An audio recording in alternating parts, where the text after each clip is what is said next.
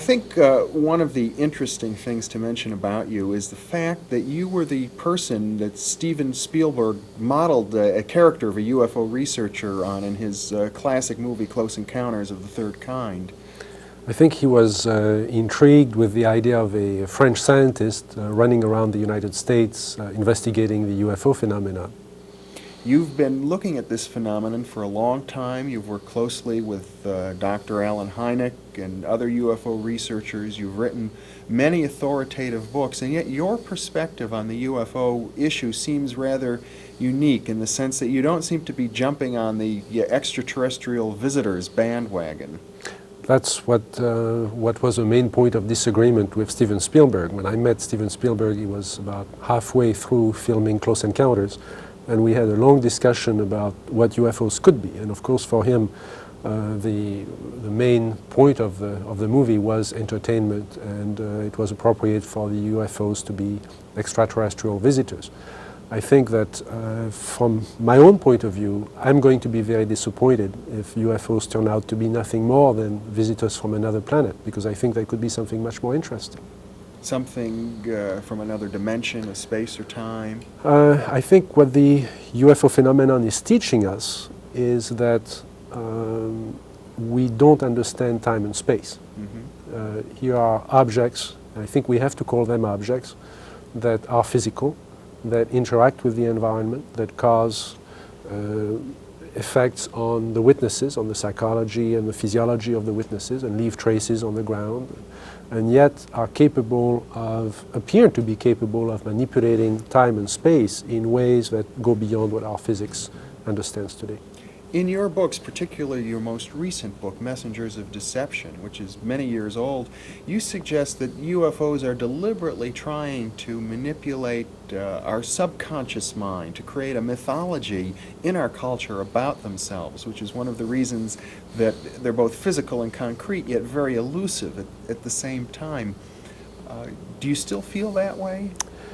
I think to answer that, I'm not trying to evade your question, but to answer that, you have to step back, okay, a little bit farther.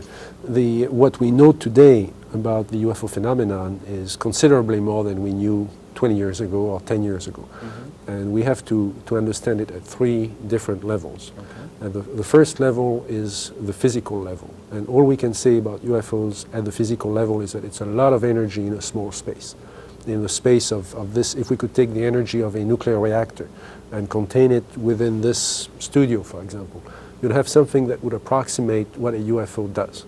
It's a lot of energy in a small space emitted through light energy and through pulsed microwave energy. Mm-hmm. The second level is what happens to witnesses, what would happen to you and me if we were close to that source of energy. And again, now we're beginning to understand the physiological and the psychological correlations of a close encounter. Yes. And those have to do with a loss of the sense of space, loss of orientation. I've had witnesses tell me we were driving north when everybody knows they were driving south. Mm-hmm. They were disoriented at the time. Loss of a sense of time, people thinking that only 10 minutes went by and 3 hours went by. Very often effects on the skin, sunburns. I think that was shown in Close Encounters. Yes. Effects on the eyes, going from conjunctivitis to blindness, to temporary blindness, mm-hmm, in some cases. And sometimes you've mentioned people have actually been healed of diseases. There have been cases where after a UFO close encounter, it seems that the healing process had been sped up. Mm-hmm. Now there are known techniques now using electromagnetic radiation that will heal the fractures, for example, or will heal superficial wounds on the skin, but nothing that would heal as fast as the reported effects. Yeah. So we're beginning to understand at least the descriptions, the mm-hmm, symptoms of the exposure to whatever UFO is. And then there is a third level, which is where the level I was addressing in Messengers of Deception, which is a social level. The impact on our culture. Yes, and the impact on our belief systems. Mm-hmm. And at that level, And that's something that's very difficult to convey to the believers in UFOs, the believers in little green men from space, you know, that at that level it really doesn't matter whether UFOs are real or not. If enough people believe that something is real, then it is real in its effects. In terms of its social reality. In terms of the social reality, in terms of what people act according to their beliefs. Yeah. And that opens a question of, really at two levels, could the UFO phenomenon be manipulating us? Could it be a teaching system of some sort? Perhaps something that we are creating ourselves, perhaps a series of images that we are projecting. I think Carl Jung came very close to expressing that idea in one of his books. Or could it be manipulated purposely by people who have the technology to simulate UFO sightings? And people say, well, of course not. Who would do a thing like that? Well, I would remind you that during the Watergate investigation, it was discovered that there was a plan originated in the White House to surface a submarine off the coast of Cuba and paint the second coming of Christ over the island of Cuba using holograms. Which is well within our technology today. The idea was that since there is a large Catholic population in Cuba, they would be so upset by this vision that this would saturate the communication channels, you know, the telephone system in Cuba, long enough for an invasion to take place. How interesting. I'd never heard of that. Well, I think that's you know, a classic in psychological warfare, but that kind of manipulation is well understood. And I have personally investigated several apparently, you know, genuine UFO cases where there was in fact a manipulation. My conclusion, the conclusion of scientists working with me, was that there was in fact a manipulation taking place, and that it was not a hoax on the part of the witnesses, but a hoax on the part of somebody much better organized than...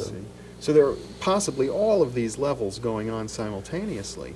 Today, with the current technology, that would be possible. One of my interests, as you know, has been to look at ancient sightings, old sightings before World War II, for example, when there is really no confusion with modern technology. And if people described, say, in 1925 or in 1825, a disc flying through the air, then you know, it can only have been very, very few phenomena could have produced it. And there have been some well-documented sightings going back to the 19th century, for example. There was, starting in 1896 and going into the spring of 1897, there was a remarkable wave of sightings of airships. Those were described as oval objects flying through the sky with lights on them. And of course, the people in those days could only compare it to dirigibles, could only compare them to airships. And those objects were capable of doing all the things that UFOs do today, including taking off very quickly and making 90-degree turns and landing and occupants coming out of them. And if nothing else, I think this is part of our folklore. This is something that we should be studying as part of our folklore.